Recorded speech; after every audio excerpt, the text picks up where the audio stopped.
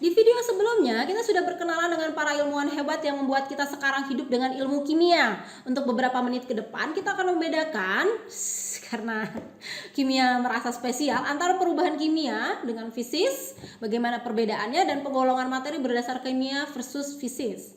Saya Santi Febriarianti, ayo kita diskusi tentang kimia. Jangan lupa subscribe dan like videonya ya.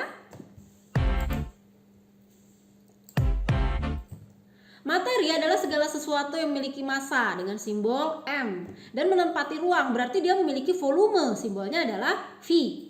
Dari sini kita tahu materi dapat dibedakan dari jenis satu dengan lainnya berdasarkan M dan V-nya. Yang di fisika kita kenal dengan nama kerapatan atau massa jenis.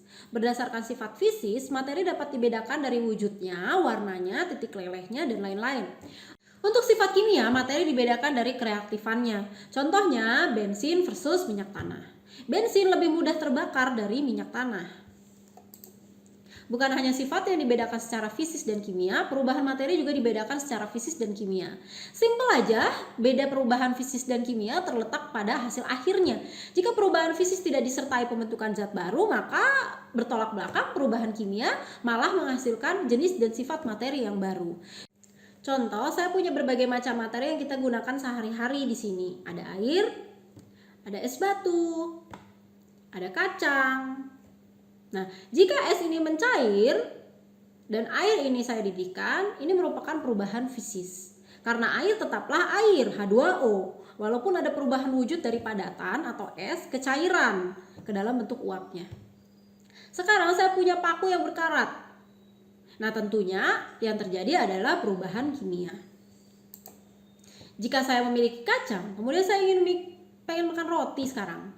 Nah, berarti kacang ini saya buat menjadi selai, saya hancurkan. Perubahan apa yang terjadi menurut kalian? Iya, itu adalah perubahan fisis. Sekarang saya punya lilin. Kemudian saya bakar. Perubahan apa yang terjadi?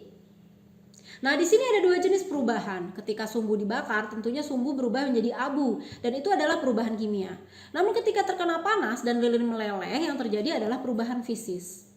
Untuk apa kita mempelajari tentang perubahan materi ini? Dari pengetahuan tentang perubahan fisis ditemukan produk kopi instan sekarang, ya kan? Yang tanpa ampas tersebut, atau serbuk jeruk yang kita seduh menjadi jus jeruk, atau lemon teh yang kita seduh tanpa ada ampasnya, tanpa perlu ada biji lemon di dalamnya karena sudah dalam bentuk serbuk. Nah, itu adalah penerapan dari prinsip perubahan fisis. Nah, dari perubahan kimia jelas kita dapat menemukan banyak manfaat. Kita dapat merubah minyak bumi menjadi plastik, mengubah silikon menjadi semikonduktor, mengubah cincau menjadi pengolahan limbah, dan banyak lagi. Berdasarkan wujudnya, materi dapat dibedakan menjadi padat, cair, dan gas. Sedangkan berdasarkan komposisi dan struktur, materi dibedakan menjadi unsur, senyawa, dan campuran. Molekul unsur, contohnya gas nitrogen dan gas oksigen, belerang, dan karbon. Molekul senyawa contohnya adalah air, kapur, lemak, dan masih banyak lagi. Jika ada banyak senyawa bercampur menjadi campuran, ada yang homogen dan heterogen. Jika homogen, komponen penyusunnya susah dibedakan walaupun sifat-sifat komponen tersebut masih tampak. Contohnya air teh manis, masih ada rasa manis dari gula, masih ada rasa kelat dari teh gitu ya. Kemudian air dengan garam, masih rasanya asin sama. Kemudian ada alkohol dengan air. Nah, kalau campuran yang heterogen, komponennya tentu lebih mudah untuk dibedakan. Contohnya air dengan pasir. Pemisahannya pun relatif mudah, hanya dengan cara penyaringan. Namun untuk memisahkan air dengan garam harus dengan cara rekristalisasi. Air garam kita saring dan panaskan hingga air menguap dan terbentuk kristal garam. Untuk memisahkan air dan alkohol harus dengan distilasi, di mana titik didih air adalah 100 derajat Celcius, alkohol 70 derajat Celcius. Kita panaskan labu dengan suhu tentunya 70 derajat Celcius. Kalau 100 derajat Celcius semuanya udah menguap. Jadi 70 derajat Celcius. Sehingga apa yang terjadi? Alkohol pasti mendidih lebih dulu. Dia mendidih berarti menguap dari kedua campuran tadi, sedangkan air belum mendidih, jadi dia tertinggal di dalam labu. Jadi terpisahlah antara air yang di dalam labu dengan alkohol yang sudah lebih dulu mendidih. Sekarang bagaimana cara memisahkan campuran berupa gas? Bisa dengan cara kromatografi.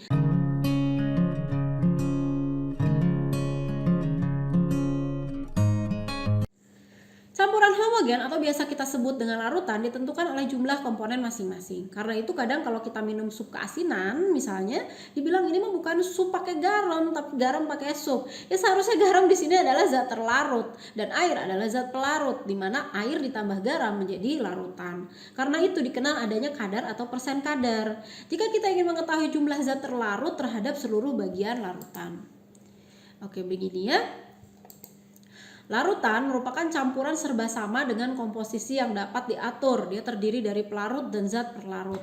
Untuk menghitung adalah sebagai berikut. Jika kita ingin menghitung persen berat terlarut, yang kita cari adalah berat zat terlarut dibagi berat larutan, yaitu campuran dari pelarut dan terlarut dikali 100%. Tentunya sebaliknya, jika kita ingin mengetahui persen berat pelarut, berarti berat pelarut dibagi berat larutan dikali 100%.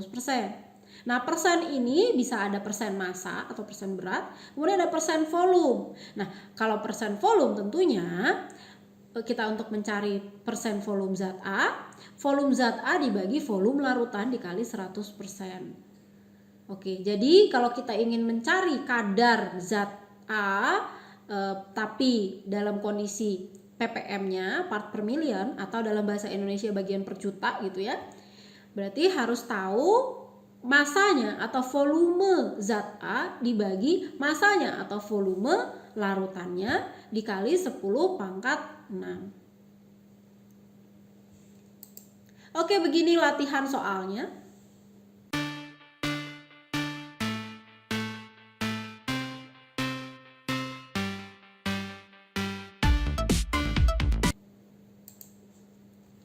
Video ini merupakan video terakhir dari bab ilmu kimia dan pandangan tentang atom, molekul, dan materi. Sekarang kalian sudah memahami apa itu kimia, bagaimana sejarah kimia, bagaimana pengelompokan materi. Sampai ketemu di rangkaian video selanjutnya untuk membahas unsur, senyawa, dan tabel periodik. Jangan lupa kerjakan dan submit tugasnya ya. Thank you for watching.